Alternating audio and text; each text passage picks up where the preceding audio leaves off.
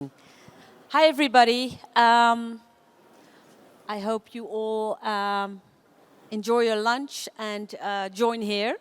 My name is Annette Steenberg, and I'm really excited to interview Lennert, who is the CIO of Schiphol Airport, the airport most of you probably arrived at. Lennert, to kick it off right away, Schiphol really has a good reputation when it comes to innovation and digitization, and is always at the forefront of developments and not scared to take a deep dive. So where's Schiphol headed? What are your priorities right now? Yeah, so thanks for having me, Annette. I'm now working for the airport almost 10 years. I learned last month in several roles. So I started to love the journey in the airport from a technology perspective, working at many different places, head of tech and data and airport operations, as CISO, as architect. And what you see is that we started, I think, like every airport, as a level 1 airport, focused on what is happening to us today, focused on real-time data, to create actions based on something that just has happened. And now moving forward, we took a step in understanding the processes better. So what happens with your turnaround? What happens at your security gates? How is the flow? But it's still a step-by-step approach. And I think we are at the forefront of understanding how simulating simulations work.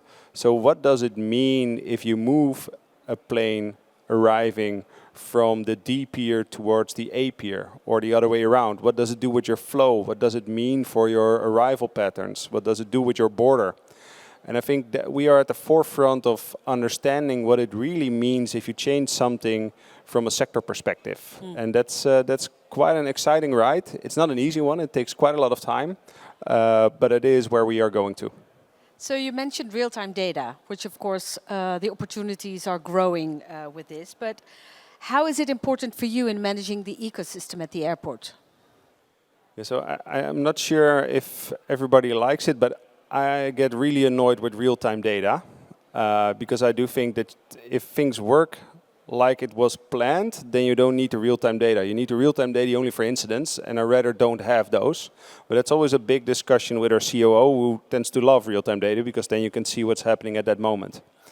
And from a sector perspective, it's even more important, right? We all know that the flight from Amsterdam to Paris in the morning at 8 is a flight from KLM with all people working for KLM. So they all arrive at 45 minutes prior to boarding. Yeah. It's also how I travel mostly. But the flight to Phuket is a flight with everyone that's going on holiday. They arrive 3.5 hours in advance, wait first half an hour for check-in to open, then go with all of them towards security, still wearing their coats, still having their liquids. Yeah. So it's a total different pattern. And for us as a sector, we really need to understand how that works and what happens, because in the end, we all serve our passenger. Yeah, no, that's totally clear. And it's interesting how you see real-time data as important, but you want to use it more as a preparation for be ready and not get any surprises. Yeah, I tend not to like surprises other than on my birthday. And I think that's for all of us in the airport. Yeah, I think that's wise. Yeah. And again, looking at the ecosystem and doing this together with partners and stakeholders, what is your experience? It's a true balancing act, right? It's not an easy journey. So we work a lot with our home carrier KLM. We have a good relationship with them, specifically from a data perspective. So we tend to trust each other by default. I think that's really helpful.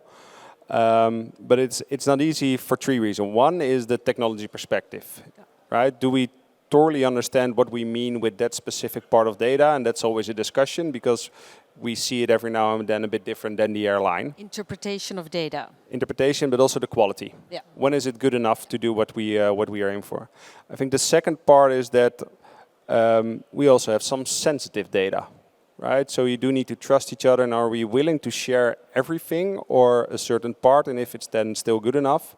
And the third thing is the process, right? Because if you do that with your home carrier, I tend to believe that you do that as an airport with all of your carriers, and that's not always easy.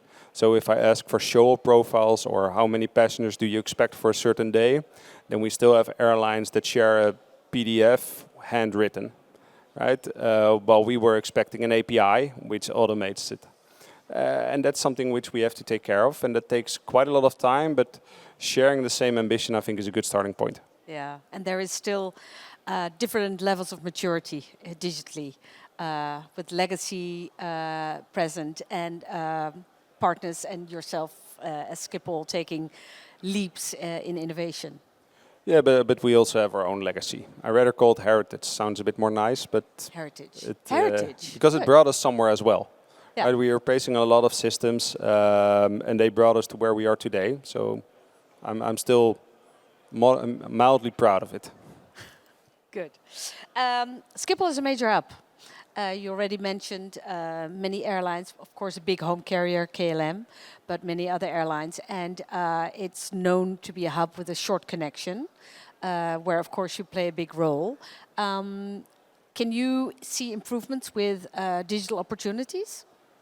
Yeah, what I really like. So I think insights are crucial to help our people on the floor making better decisions. And we are a major hub airport, so for us the turnaround time and the transfer of our passengers are crucial. And I mentioned that it's quite easy to change a gate, but what does it do with your flow, and what does it do with the people which are on that plane, most likely having a connection? And we have a single terminal concept, which makes life easier. You don't need to pick a train or a bus between the different terminals, but the walking distance can be quite tricky. Yes. So moving around and optimizing your capacity also should take into account your passenger journey, right? And if you have to walk 25 minutes, then you're likely less happy than when you had to walk 5 minutes. It's as simple as that, and we take that into account in our decision making. And I think that's something which is crucial for both us as an airport, but also for our airlines, because you take different parameters into perspective to make the best decision with the data you have. Yeah. So talking about passenger experience, what are your wishes?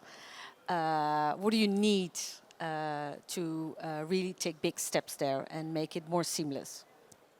Yeah, so we the panel next to this one is about the seamless travel, and I think we will discuss more there. But it's quite intriguing. So I travel quite a bit, and I'm still not used to the fact that at one airport I can't even check in online prior to my flight. There I need to show my payment of my ticket to even enter the airport, then go towards the check-in counter, while I'm used to flying from Schiphol, walking around with a digital boarding pass and just running towards the Schengen gate, move forward, and then step into the plane. And I think from a passenger perspective, that's quite challenging, right? So if I'm traveling, let's say, twice a month, and I still get nervous at certain airports before traveling because I don't know how it would really work out and what to expect. And having your passenger at ease, I think, helps commercially, but also from a CSAT perspective to have happy passengers. And happy passengers tend to spend more. Yep. So I think that's a good and important topic for all of us. That's always the case. Happy passengers spend more, are more relaxed. And this also increases safety, increases flow, of course. So it's really important. So to do make that that growth and the ambitions come true, you need the right suppliers, but you need the right people. So what are your challenges there? There's the market, the job market is very tight, very difficult to get good talent. How do you approach this? I think in general airports have one big advantage, and that you can look outside, see planes. If you walk downstairs in our office at the World Trade Center, you walk into the flow of passengers. And I think that's, if you talk about data, if you talk about technology, the moment you can touch it, I think is the moment that if you're an engineer or a data scientist, you get surprised by the fact that, oh, this is what my data point does in real life. And I remember standing as one of our floor walkers. We do that quite often also from a board perspective.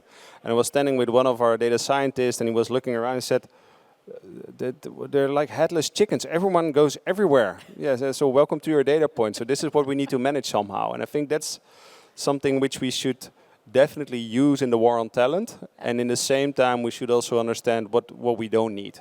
Yeah. Right, so we have quite a few partnerships with the larger suppliers in the world. We also do some nearshoring for development elsewhere. And it's exactly that balance. What do you need to have in-house? Where do you really need to be able to grasp the process? And when isn't it necessary in which you can use the market more broader? Yeah. Focus on what's important because there's so many developments and you have to make choices to balance it. Yeah. Where do you see that balance? Where do you see the most important choices? Yeah, you can look at it from a role perspective. So what is the type of role that you want to have in your organization, which are crucial for your teams to move forward? And I would always look at that from a business perspective. So if I would be, and I worked at airport operations, I always wanted to have the person on the floor that understood what was happening and was able to give me the answers that I need, starting from a problem and not from a solution. Because we, from an IT perspective, we tend to say, well, this is a new technology, we're looking for a problem, and I think it should work the other way around, which is not easy, right? Because not everyone is waiting for a solution or understands that they have a problem.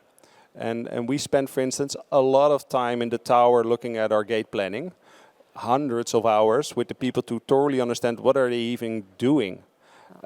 Before you start with, yes, we have AI. Look at this. This is the solution for everything. If there's no AI in there, you don't get the budget. So make sure you have AI. And I think getting to a level of thorough understanding, what are we trying to solve? Do make sure that we're not trying to boil the ocean with technology is crucial from my perspective. Yeah. You touched on the AI topic. We cannot go around it. Of course, it's there. Discussions whether there is a bubble or whether it's a hype that we have to really focus on doesn't matter, it's there. Where do you see the opportunities?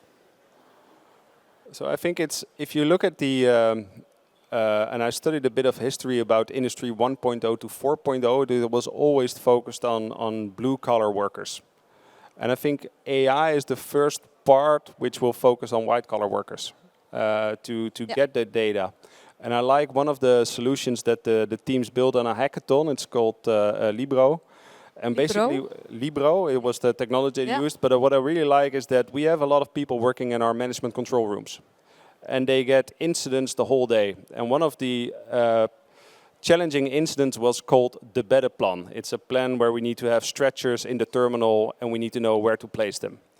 And they had one of the most experienced managers in the room there, and they asked him and me the same question. We need 600 beds. Good luck. I said, but what do I do? And I just followed like an instinctive approach. I need 600 beds.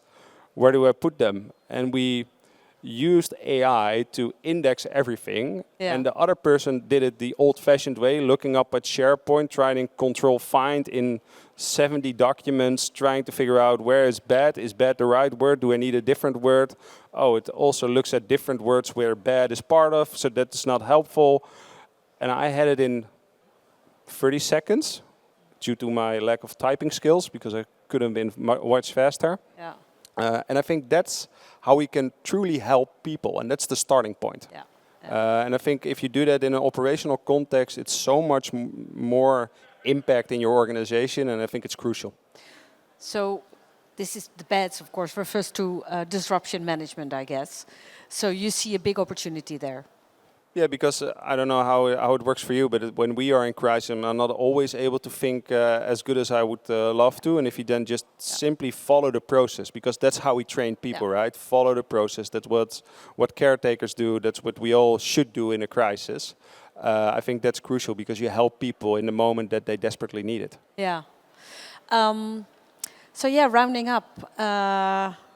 Super interesting. I think we have a lot to discuss. Luckily, we will continue with our panel in a bit. You enjoy being CIO.